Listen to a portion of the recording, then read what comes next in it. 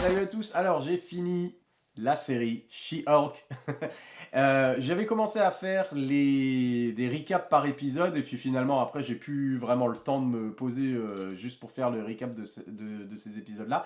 Et c'est surtout aussi que je m'attendais à ce qu'il y ait vraiment un fil rouge d'épisode en épisode et quelque part il y en avait quand même un. Mais je m'attendais à ce que ce soit l'affaire Blonsky, Émile Blonsky qui s'étire sur toute la saison et puis que ce soit vraiment le drame judiciaire avec le boulot d'avocate, etc. Et que ce soit à suivre, vraiment président. Et en fait, non, ça prenait beau. Alors, même s'il y a un fil rouge, ça a pris pas mal de, on va dire, c'est le format, c'est un format de sitcom finalement, et c'était en mode, voilà, c'est plus de la comédie et que vraiment le drame qui se passe dans une salle de tribunal.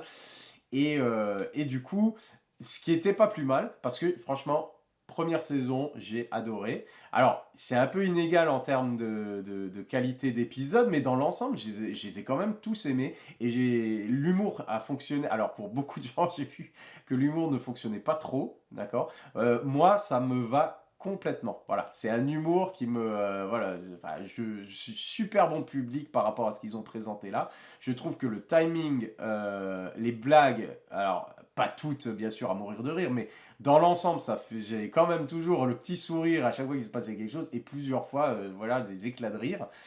Et le timing comique de Tatiana Maslany, qui est excellent, qui est formidable quoi. Elle est vraiment super classe dans ce rôle-là et dans sa manière de briser le quatrième mur, de parler directement au public et dans le final justement de faire de sortir de sa propre série pour changer le scénario. C'est tellement pris directement de l'esprit du comics en fait que des choses qu'on voit souvent beaucoup dans le comic She-Hulk. Je n'ai pas vraiment lu de comic She-Hulk, mais je sais que ça se passe comme ça. C'est un peu comme chez Deadpool, où le personnage a conscience de son existence en tant que personnage de bande dessinée. Et là, c'est pareil, et je trouve que c'était très bien fait, même si on a des gros moments what the fuck is going on. Et, euh, et ça fonctionne, mais ça fonctionne pour moi, ça fonctionne. C'était pas parfait, c'était pas, on va dire, le truc le plus drôle ou le plus réussi. Des fois, c'était un petit peu maladroit peut-être, mais c'était toujours sympathique, c'était toujours pour moi drôle et fun et une très bonne idée de rajouter voilà cette dose un peu d'humour absurde et méta dans l'univers Marvel qui se permet justement de critiquer lui-même en fait ses propres défauts. Et j'ai trouvé que c'était plutôt pas mal. Et au niveau de l'histoire, c'est pareil, c'était tellement intéressant de voir que la série en fait était faite avec en tête on va dire la critique qu'il allait avoir en même temps que la série sur internet. C'est-à-dire qu'elle crée ses propres elle crée ses propres arguments et contre-arguments qu'il allait avoir au moment de la sortie des épisodes et ça n'a pas raté. Avec tous les tweets, on va dire, misogynes, tous les messages voilà, anti She-Hulk, voilà, Marvel a rendu ses personnages ridicules, ils ridiculisent ses personnages, ils détruisent leur univers, et trucs comme ça. Et ils ont anticipé tellement le backlash qu'il allait avoir en ligne que c'est tellement drôle finalement parce qu'au moment où ils sortent l'épisode ils savent exactement ce qui va être dit en ligne et puis ils l'affichent déjà directement dans l'épisode et j'ai trouvé que c'était très malin et très conscient aussi de ce qu'il faisait. On voyait que tout ça, c'était pas, on va dire, tenter quelque chose. Ils savaient exactement ce qu'ils faisaient quand ils le faisaient. Ils savaient les réactions que ça allait provoquer. Et je trouve que de faire ça, je sais pas, rarement vu ça en fait dans une série qui était aussi consciente de ce qu'elle proposait et de ce qui allait être dit à propos de la série et qui du coup coupe l'herbe sous le pied justement aux arguments de ses détracteurs et dit bah voilà, bah nous c'est comme ça et on s'en fout et on se fait plaisir et si t'aimes pas arrête de regarder parce que à chaque épisode je vais faire exprès de dire ou de montrer des choses qui vont t'embêter. Alors arrête de regarder la série. Et en fait, tous ceux qui critiquent la série ont quand même continué à regarder les épisodes, ce qui est dingue. Et du coup, pour moi, le fil rouge était plutôt pas mal, même si, je dois dire, le fait d'avoir découpé comme ça en sitcom, ça marche très bien. Et ils avaient quand même un petit fil rouge derrière, et ça, c'était bien aussi, mais malheureusement, il n'y a pas eu de résolution réelle, justement, parce qu'ils sont partis dans le délire où elle réécrit la fin de la saison.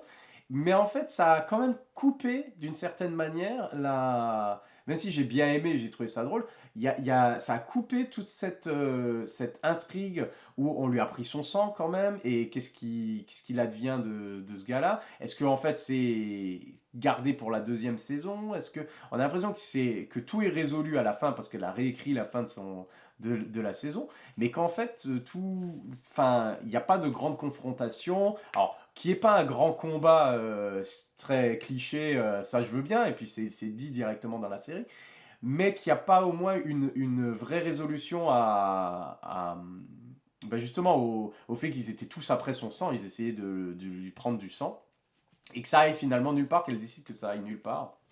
C'est un peu dommage.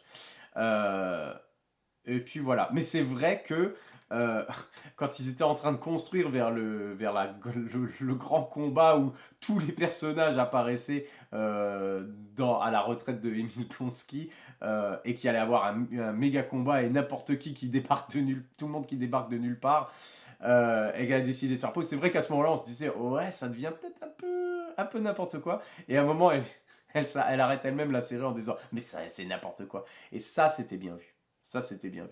Et du coup, j'ai trouvé la série drôle, j'ai trouvé la série tellement, on va dire, bah, d'actualité par rapport justement à la manière dont ça traitait la critique sur Internet, les réseaux sociaux, les haters et tout ça. J'ai trouvé que c'était excellent. J'ai trouvé que c'était, on va dire, on n'est jamais mieux servi, aussi bien servi que par soi-même. Et c'est pareil pour les petites critiques sur l'univers Marvel. Je trouve que c'était bien vu de reconnaître que voilà, c'est pas parfait, et on peut en rire, on peut rigoler de ces trucs-là, et pas forcément justement haïr ce qui se passe. Et forcément, je pense que la série n'aurait pas aussi bien marché sans son actrice principale. Et je trouve que Tatiana Maslany, du coup, est un énorme atout pour l'univers Marvel. En tout cas, pour sa série She-Hulk, elle est vraiment formidable. Elle a un talent, justement, de décalage et de timing, on va dire, au niveau des répliques. Mais pareil, physiquement aussi, que ce soit ses mimiques ou les petits clins d'œil ou voilà. J'ai trouvé ça excellent. Les effets spéciaux, je m'en fous parce que c'était pas. Voilà, c'était un peu inégal de temps en temps, oui, et alors, on s'en fout. Dans l'ensemble, ça passait très bien et ça enlevait rien au plaisir. Et bien entendu, un des éléments que je pense que la plupart des fans ont préféré devait être le retour de Matt Murdock dans l'univers Marvel. Voilà, on avait déjà le petit caméo dans Spider-Man. Et là, ils nous l'ont fait revenir et c'est excellent. C'est une autre, on va dire, vision, une autre interprétation du personnage de Matt Murdock, mais c'est le même finalement que la série Netflix, sauf que la série Netflix était tellement sombre et puis il était tellement torturé, il se passait tellement des choses horribles que là, ça fait du bien de voir que ah ben, ça va depuis quelques temps, sa vie, elle est un peu mieux, il gère un peu mieux sa vie et il y a moins de choses horribles qui lui sont arrivées. Et c'est bien aussi. Et il y a ce genre de... là, il y a plein de critiques. Ah, ils ont fait Daredevil qui n'est pas sombre et qui n'est pas torturé. Et les personnes qui disent ça ont vraisemblablement jamais ouvert un comics Daredevil de leur vie.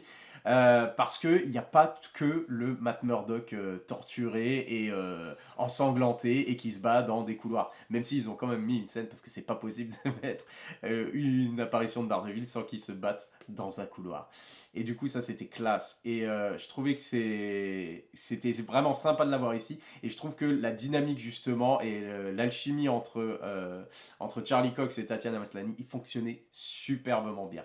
Et ça fait plaisir de voir, justement, Matt Murdock prendre un peu de bon temps et de ne pas être juste là pour avoir tout le poids du monde sur ses épaules. Voilà. C'était aussi pas mal, j'ai vraiment adoré, je pense que... Mais ça, c'est pareil, c'est ceux qui sont en train de critiquer, alors pour eux, c'est la pire des images de Daredevil en train de marcher avec ses bottes en main, pieds nus, et de faire la marche de la honte après une nuit de sexe avec She-Hulk. Et en fait, c'est genre, voilà quoi. C'est Matt Murdock. Matt Murdock, ça a toujours été, voilà, le tombeur, le queutard. C'est dans la bande dessinée, il est sur tout ce qui bouge. She-Hulk, c'est pareil. Il ne pouvait pas ne pas se rencontrer à un moment et que ça se passe. Et Matt Murdock est vraiment comme ça dans la bande dessinée. Il va à droite à gauche et voilà. Et c'est la première fois qu'il montre justement pourquoi ce serait tout le temps les femmes qui font ça. Et je trouvais que c'était un superbe détail, parce que c'est vraiment, voilà, c'est rien du tout, mais ça m'a fait tellement rire, et ça m'a fait tellement genre, mais c'est tellement lui, c'est tellement Matt Murdock, et il fallait tellement le montrer comme ça. Voilà, donc je pense que, bien entendu, dans sa série qui va sortir d'ici 1 an, 2 ans, Born Again, je pense que qu'ils vont revenir vers quelque chose de plus sombre, mais c'est un peu logique, puisque tout ce qui se passe je veux dire, dans She-Hulk, on va faire que du feel good, des choses comiques, voilà, des choses comme ça. On va tout détourner. C'est fait exprès.